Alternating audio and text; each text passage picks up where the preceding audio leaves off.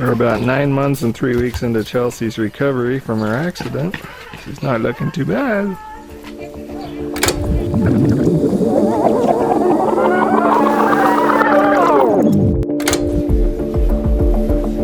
On August 25th, 2007, me and my friend Brittany were driving and we were T-boned. Me and my best friend were supposed to be going to the fair, one of the funnest places that you can be in the world, and it was tragically cut short by a 1-ton truck coming through this intersection.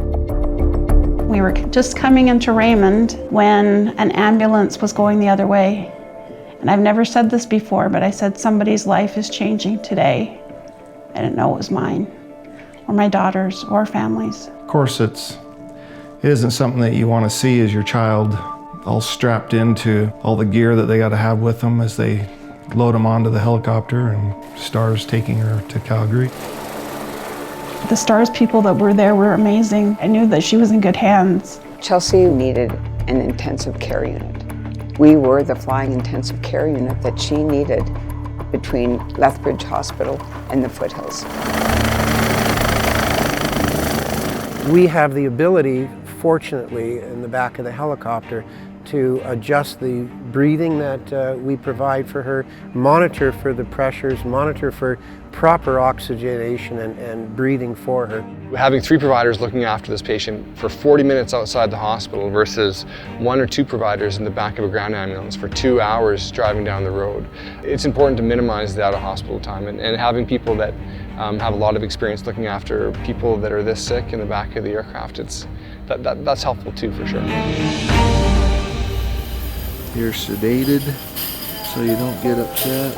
It is a miraculous thing to watch this girl laying in a bed who can't even stand up to walk, to learn to walk again, and feeding herself and doing things that we take for granted. There we go. There you go. Good job. 1, 2, 3, all the way up. Good job. All the way to the end of the hall and back. Everything happens for a reason. This car accident happened for a reason. I'm where I am for a reason. I feel like I'm more compassionate and loving and kind because I have my own deficits. And so I can be more sympathetic to other people who have limitations. And yes, STARS did help me with that. Really, if it wasn't for them, I may not be alive. I mean, that's the miracle, is that we got to get our daughter back and she recovered well. The great things that came out of those events were wonderful people like STARS and the first responders and every paramedic and medic and doctor that helped save the life of my beautiful, great, wonderful best friend.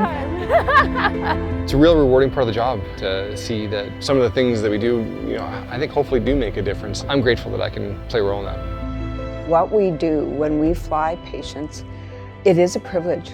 And when people are saying goodbye to their loved ones and they see us going out the door, we know that they are trusting us to do the best job that we can for those patients. And it brings a smile to my face and tears sometimes.